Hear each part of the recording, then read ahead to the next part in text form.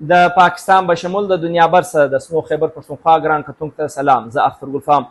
په بلدیاتي نظام چې کله رایج شو په سن 1959 کې چې د جنرال ایوب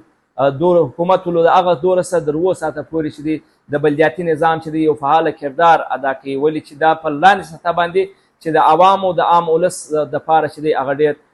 کارآمد ثابته شوی دی. د جنرال پرویز مشرف په دور کې د بلدیاتي نظام ته ډېر وده ورکول سول او بلدیاتي نظام کې چې کوم د ډسټریکټ ناظمانو په هغه دور کې هغه دوغه اختیاراتو لکه د یو ایم پی ای یا منسټر خو وقتا په وقتا د دې په اختیارات کې د بلدیاتي ترمیمي آئینی اکټ چې دی هغه بار بار ترمیمونه وسو او دا اختیارات یې ډېر محدود کړل. دا وخت زما سره د ډسټریکټ چمن چیرمن اجي امان الله اچکزی موجود دی. ای صاحب ډېره مننه سنو خیبر پښتونخوا ته وخت کولو باندې. شکریه اختر ګلفام صاحب پر دغه هم موضوعاتو باندې نن زما سره ملاقات سره وشي او په دغه حواله باندې د قوم او د وطن دپاره د اګاهي ذریعه ده. ډېره مننه. ای صاحب تعلیم یې د څو پورې کړی دی او جمعیت علما اسلام سره تا خپله رشته کله جوړه کړه؟ تعلیمي سلسله زما کې شوه دیني هله په 56 شروع غالبا دیني علومو کې د ډېر حاله پر مې سبقانو دا ویلي دي. دیني علوم او عصري علومو کې مې هم ریګولر د 15 شپږم پورې او دغه مې د 10 12 پورې ټیوشن او دا کړی دي، ځکه چې هغه د روزګار او د کاروبار او دغه مسلې وې او په دغه وجه باندې. او جمعیت علما اسلام سره مې خپله رشته کله جوړه د جمعیت علما اسلام سره د ابا او د اجداد سره زموږ رشته ده. پیدایشي جماعتیان یو، دا نه ده چې اوس په اوس وخت کې موږ د جمعیت علما اسلام سره تعلق وابسته شوی دی، ځکه زما نیکه هغه عالم و، زما پلار د علماو سره و او زما پلار هم په خپل وخت کې په مختلفو مرحلو کې د مختلفو مجالسو حصه د جمعیت علما اسلام ګرځېدلی دی. د زمانه طالب علمي کې ستا په د جمعیت علما اسلام پر یو عهده باندې پاته شوی؟ د جمعیت علما اسلام په دورانیه کې څه عهدې شته دا یې ما ګډې کړي دي. یعنې په هغه کې زه صدر پاته شوی یم، جنرال سکرټري پاته شوی یم، اطلاعات، مالیات، دا ګډې شعبې ما له جمعیت علما اسلام دا کړي دي، ځکه په هغه وخت کې زموږ سره چې و ملا شمس الله مرحوم و، زموږ استاذ هم و او دا سلسله هم شروع وه. جمعیت علما اسلام څوک امیر جوړېږي د هغه لپاره یو ضابطه شته او د هغه لپاره یو ترتیب شته چې دغه امیر چې جوړېږي هغه به کم از کم عالم وي. پاتې شو دا نور عهدې، دا د جمعیت علما اسلام کې ته یې وینې او تی میډیا والا تر ګولو ښه معلومه ده چې یو جمهوریت کې شته، یو اصول پرستي کې شته او هغه الکشن او هغه حالات چې هغه څونه په واضح انداز کېږي هغه وایي په جمعیت علما اسلام کې شته او د علماو د عامیانو هېڅ تضاد نشته. ولې هر انسان خپل یو خواهش وي چې زه پایلټ جوړ سم، آرمي ته ولاړ سم، ډاکټر جوړ سم، انجینیر جوړ سم، ماسټر استاد جوړ سم، پولیس ته لاړ سم. ته سیاست ته د کوم سیاسي شخصیت په وجه د هغه څخه ډېره متاثر سوې او سیاست ته راغلی؟ زموږ تعلق د مذهبي ګرانۍ سره دی او په نن عصر کې د علماو څخه بغیر بله دی د نجات لار شته نه، ځکه د جمعیت علما اسلام دوې ګټې دي، د دنیا کې به هم عزتمنې، په آخرت کې به هم عزتمنې. او دا هغه ما تا ته اول کې وویل چې هغه کس ریشو څخه متاثره شي نوی شمولیت وکړي. موږ پیدایشي د پلار او د نیکه او ګرد خاندان د علماو خاندان نو په دغه وجه موږ د جمعیت علما اسلام سره یو او د جمعیت علما اسلام سره انشاءالله د مرګ اوسېږو. الیکشن باندې مخکې حصه اخیستې وه، یو الیکشن کې تا تر اوسه پورې د دې څخه مخکې کړی؟ د الیکشن په حواله باندې د هرې عهدې دپاره د هر څه دپاره فطري د انسان خواهش دی. الحمدلله د اوسه پورې په جمعیت علما اسلام په میدان باندې ما د یوې عهدې خواهش نه دی کړی، ما د یو سیټ خواهش نه دی کړی. خو البته جمعیت علما اسلام په 2018 کې چې کوم جرنل الیکشن و په هغه کې زما د ضلعې او د صوبې د طرف څخه د قومي اسمبلۍ لپاره نامزدګۍ لپاره نوم واستوی. مرکزي جومات فیصله وکړه، مولانا صلاح الدین ایوبي صاحب یې وټاکي، زه یې د هغه متبادل کړم. دغه الیکشن په دغه کې ما حصه اخیستې. د ډسټریکټ چیرمین د جوړېدو څخه بعد کم داسې د اهمیت عامل کار دی چې ته وایې چې ما دا کړی دی او هغه ته وایې چې دا د نور کارو په نسبت چې دی دا ډېر د اهمیت عامل وړ دی؟ زموږ د چمن ضلع چمن عوام دا د تعلیم څخه غالبا کافي لیدو د اوسه پورې، او یو کال ما کړی چې زه خپله د دفتر راتګ په پایبندي کوم. د عوامو د نادره دا د پرې د لوکل دا د پرې د انتظامیې دا د پرې البته د ډیرو اده پرې رهنمایي چې ما د خپلو عوامو د چمن د عوامو رهنمایي کړې ده. د شپې پر 2 بجې به هم راغلی یم، پر 3 به هم راغلی یم. او بیا د ډسټرکټ په سطح اپنے مدد آپ کے تحت چې کله ماجر افغانستان لکلو په کیمپ کې چې پر بایپاس باندې کوم کیمپ و، په هغه کیمپ کې ما د خپل طرفه څه او د تنظیم د طرفه څه نو چې کوم خدمت مې کړی دی او په هغه باندې مې ډېرې سترګې هم پورته دي او د خپل تنظیم نوم یې هم په روښانه دی چې هغه ته دوایانې و، هغه ته شیدې و، هغه ته د ډوډۍ دغه موږ کړي دي. او پاتې د عوام مین خبره دا ده چې د هغه سره ښه اخلاق کوه او د عوامو رهنمایي کوه. کله موټران نیول سوي، کله د انتظامیې سره جړپ راغلی، کله ګرفتاریانې سوي. د ماجرو په سلسله کې تیر د ماجرو کم دلته ترتیب شروع و، د انتظامیې سره موږ ښه تعاون کړی دی او د انتظامیې سره مجلس کړی. کله چې پرلت ناست و، د پرلت په حواله باندې د پرلت او د انتظامیې په مابینځ کې ډېر غټ ټکراو راغلی. په وختن پر میدان باندې موږ حاضر سوي یو سره د خپلو ملګرو. دا خدمت اوس پرې کړي دي. صاحب یقینا ستا خدمات په دې دغه کې ستا بالکل ستا. نو ته څه ویل غواړې چې کوم بلدیاتي چې زموږ نظام دی آیا دا څونه مستحکمه دی او بحیثیت ډسټرکټ چیرمین ضلعي چیرمین ستا اختیارات کې څه شامل دي؟ یو د پاکستان اوس ما یو میټینګ کې مجلس ته وکړي چې د پنجاب کوم اختیارات د خیبر پښتونخوا دي، د صوبه سند، د بلوچستان په هغه سطح اختیارات نشته چې کوم په 2002 کې د پرویز مشرف په دور کې الیکشن وشو ناظمان چې د هغه کم اختیارات په هغه 100% کې 10% هم نه پرېښي د صوبایي ګورنمنټ اخیستي. اوس پخوا ډي سي د ناظم انډر اوس د تمام محکمو سربراہ ډي سي دا اختیارات صوبایي ګورنمنټ اخیستي. پخوا د ډسټرکټ ممبر جلاو، د یو سی چیرمن جلاو، دا صوبایي ګورنمنټ دغه ایکټ ولګاوی چې هغه د یونین چیرمن هغه به د ډسټرکټ ممبر وي. نو اختیارات خو انتهایي کمې ده. وزیر اعلی صاحب سره پر دې باندې زموږ مجلس شوی، وزیر اعلی صاحب ته موږ دا ویل چې زموږ اختیارات موږ په سرینا هوټل کې د پاکستان پیپل پارټي کوم چیرمن چې دی بلاول بوټو زرداري سره ملاقات وکړي. دا واده وکړه چې کله زموږ ګورنمنټ راشي چې په سند کې کوم مراعات په بلوچستان کې، چې په پنجاب کې کوم مراعات هغه په بلوچستان کې. د بلوچستان بلدیاتي نظام بالکل ټپ ولاړ. یعنې ته به اوس ټوله دعاوې به کوئ چې خدای دې په پاکستان کې د پیپلز پارټي حکومت راولي. پیپلز پارټي خو دغه اوس د بلوچستان حکومت پیپل پارټي او د نن مشترکه حکومت.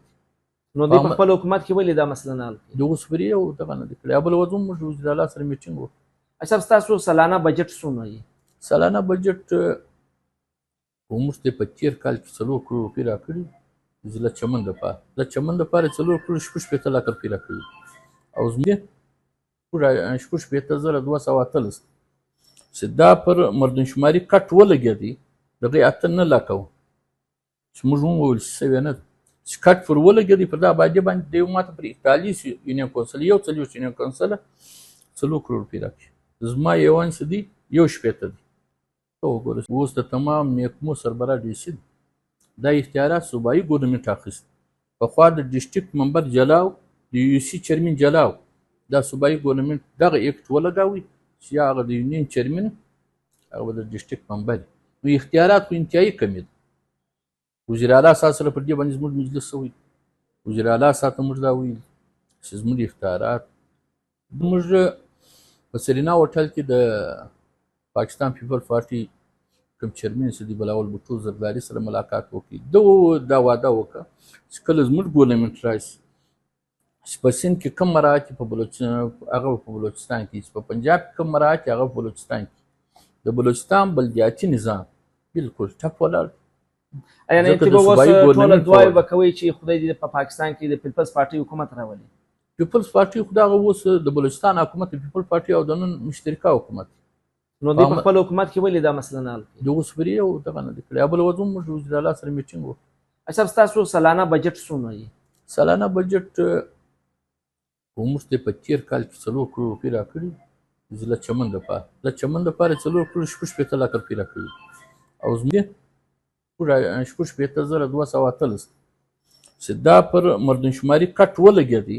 د هغې 8 لکه وو چې موږ وویل چې سوی نه ده چې کټ پر ولګېدی په دا آبادي باندې دی ما ته پر 41 یونین کونسل 41 یونین کونسله 4 کروړ روپۍ راکړي زما ایوان چې دی 1.8 دی ته وګوره چې دا اوس دا د مذاق څخه بغیر بل شي ستاسو ماهانه اعزازیه به څومره وي یار خو زموږ ضلع نوې وه 9 میاشتې 8 میاشتې خو موږ ته یو شی هم نه دی راکړی موږ دفترونه د اګر د خدمات موږ په خپله کوي د جو په پوزیشن کې بیا یې څه وخت لپاره 2 لکه روپۍ اوس یې 12 لکه روپۍ راکړي 12 لکه د دغونکي ډسټرکټ لپاره بلوچستان کې دی اضلاع شته څو هغه ته 40 لکه ورکوي هغه ته 50 لکه ورکوي زموږ ضلع نوې هم ده د کوم وسایل چې د لوکل ګورنمنټ دي د هغه څخه د اوسه پورې محروم هم کافي دي ستاسو لپاره یا چې کوم الاونس دی ټي ډي چې ورته وایي او د ګاډي سامان دی ګاډي یې درکړې ده فیول یې درکړی دی داسې اوس مراد شته که نشته د اوس پورې وزیر اعلی دا وویل چې زه به د ډسټرکټ چیرمین وایس چیرمین میونسپلټي یونینونو د دې لپاره ماهانه خپله تنخواه د هغه لپاره به تیل د هغه لپاره به ګاډۍ بندوبست د اوسه پورې 2 کاله دا دې پوره کېږي یو شی هم په دنیا نشته ایا ستاسو اختیارات چې کوم تاسو وایاست چې زموږ اختیارات نه هونه کې برابر دي ختم کړي دي د دې برعکس د پنجاب او د خیبر پښتونخوا چې کوم بلدیاتي نظام دی هغه ډیر مضبوط او فعال دی د بلوچستان په نسبت نو تاسو داسې ګڼئ چې په دې کې د صوبایي حکومت ډیر زیات عمل دخل دی د اختیارات د کمۍ په حواله دا تمام اختیارات چې دغه ځای ته د پرویز مشرف د دوره څخه د اوسه پورې د ناظمان د دوره څخه د اوسه پورې کوم لوکل ګورنمنټ راغلی هر صوبایي ګورنمنټ چې راغلی هر څوک چې پکې هغه پر دا کټ لګولی اختیارات کموي بس اوس عام کسانان یعنې د یوسي د چیرمن خو یو حیثیت هم نشته نو باید داسې دا خیال کوئ چې بلدیاتي نظام دی که په بلوچستان کې ختم سي آیا چې څه دوی کار نه شي کولی و دوی ته هغه اختیارات نه دي حاصله او فنډ هم کم دی نه صرف ترقیاتي بجټ بلکې چې کومه نور بجټان دي هغه هم نشته نو تاسو نه ګڼئ چې دا دې ختم سي دا نظام په عامه دنیا کې چې وګوره د قوم ترقي د ملک ترقي د علاقې ترقي په لوکل کېږي لوکل ګورنمنټ سره کېږي چې اوس د یو ان پی ای 1 ارب روپۍ وړي یو وزیر 2 ارب روپۍ وړي که دغه پیسې راواخلي و لوکل ګورنمنټ ته یې ورکړي دا لوکل ګورنمنټ چې اوس زموږ ضلع ډسټرکټ چمن څه دي 41 یونین کونسل دی دغه کور ته دغه اثرات رسیږي موږ چې کله راځوانان ول 2001 کې نو یو ناره ویل کېدله چې کامیاب کونسلر با اختیار بلدیاتي نظام آیا دغسې با اختیاره کونسلر نشته او دا بلدیاتي نظام نن کامیابه دی که نه دی یاره کوم بلدیاتي نظام خو په دغه باندې کامیابه کېږي هر هغه کار چې د وروسته څه بیک ولري زموږ بیک دی صوبایي ګورنمنټ دی وفاقي ګورنمنټ دی چې هغه د بلدیاتو دپاره په بجټ کې شی کښېږدي موږ خو دا اراده اوس د دې ګټې به صوبایي ګورنمنټ د بلدیات لپاره ډېر شی کښېږدي نو چې کوم شی یې ښي دي هغه هم درابل وار به دی لږ بهتره وي بس څومره سیاسي پارټیان دا پیرات چونکې پر سیاسي بنیادو باندې زموږ بلدیاتي انتخابات په بلوچستان کې وصولو څونه چې سیاسي پارټیانو بډ چر کړ په دې بلدیاتي انتخابات کې حصه اخیستی او ستاسو جماعت دی چونکې 3 جماعتي الاینس جوړ کړي د یو الاینس په شکل کې تاسو ډسټرکټ چیرمین سو نو ستاسو چې کوم اتحادیان دي آیا هغو ته هم د هغو خپل حقوق رسیږي یا نه رسیږي پاتې سو زموږ ډسټرکټ چمن چې کوم سیاسي سیپریکي اتحاد موږ جوړ کړی دی یعنې د هغه سره پر څنګ باندې زموږ سره اپوزیشن دی الحمدلله د اوسه پورې به په پوره بلوچستان کې دا ضلع چمن یو مثالي ضلع وي د اوسه د دې په بجټ کې هنګامه نشته د اپوزیشن هنګامه نشته نه په خپل مابینځ کې دوی مجلس د اوس پورې راغلی دي چې هغه دې د یو نفرت ښکار شي موږ کوشش دا دی چې موږ د ضلعې کونسل په ډېر ښه اندازه وچلوو دا یو مثالي شي یعنې اتحادیان ټول خوشحاله دي الحمدلله اتحادیان اپوزیشن پرې وپېژو موږ ټول د اوسه پورې دی مجلس نه دی راغلی چې هغه دې زموږ د بندې مجلس چې کوم ستا یاد کړه چې 140 یونین کونسل د ډسټرکټ چمن دی په دې یونین کونسل کې د ډسټریکټ چیرمن یاستئ د بلدیاتي نظام څه داسې ترقیاتي کارونه یا تاسو په بجټونو کې تر اوسه پورې کم داسې کارونه کړي دي؟ آیا د شمسي سولر په نسبت یا د واټر کولر یا د ټانکي په صورت کې کم داسې کارونه شوي دي؟ موږ د اوسه پورې یو بجټ کړی دی 466 په هغه کې شمسي زموږ علاقه د بجلي څخه محرومه ده او بجلي کوي هغه په ښار کې هم 15 ګنټې نه ده پوره او د اوبو نظام زموږ دا تباه دی.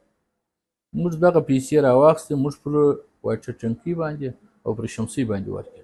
دا مې پر تمام یونینونو تقسیم کړې او پاتې یونین کونسل یو فنډ راغلی 14 لکه دا اوس بیا د 50 لکو په بل فنډ راغلی دی هغه خو د یونین کونسل دا کړی دی. ډسټریکټ د اوس پورې د اوبو ټانکي او شمسي دغه تقسیم کړی دی. را روان فنډ کې به بیا ګورو څه په وکړو. زموږ علاقه د روډو څخه هم معلومه ده د پلو څخه هم نامعلومه ده. 1 کیلومتر روډ په 1 کروړ 40 لکه جوړیږي او تا ته درکړي دي 8 لکه 8 کروړه 10 کروړه نو دا به څه په وکړي؟ دا خو د نفرت نور ښکار جوړیږي. یو یونین کونسل وایي زما په یونین کې جوړ کړه بل وایي زما په یونین کې جوړ کړه. نو لہذا د اوس د بنیادي کوم ضرورتونه دي د ټانکي دي د شمسي دي د بلف دي د رڼا په دغه باندې موږ اخته یو. صاحب آخرنی سوال آیا دا جانبوجکر په بلوچستان کې د دولتي نظام د رقم کمزوري سو د دې د شخص سازش بولي که واقعي هم وقت والا دا رقم کړي؟ صفا خبره وکړو حقیقت خبره وکړو د بلوچستان په اسمبلی کې ګډې سیاسي پارټیان شته جمعیت علما اسلام شته یعنې پښتونخوا شته دا زموږ د پښتني سیمې عوامي نیشنل پارټي دا ګډې شته.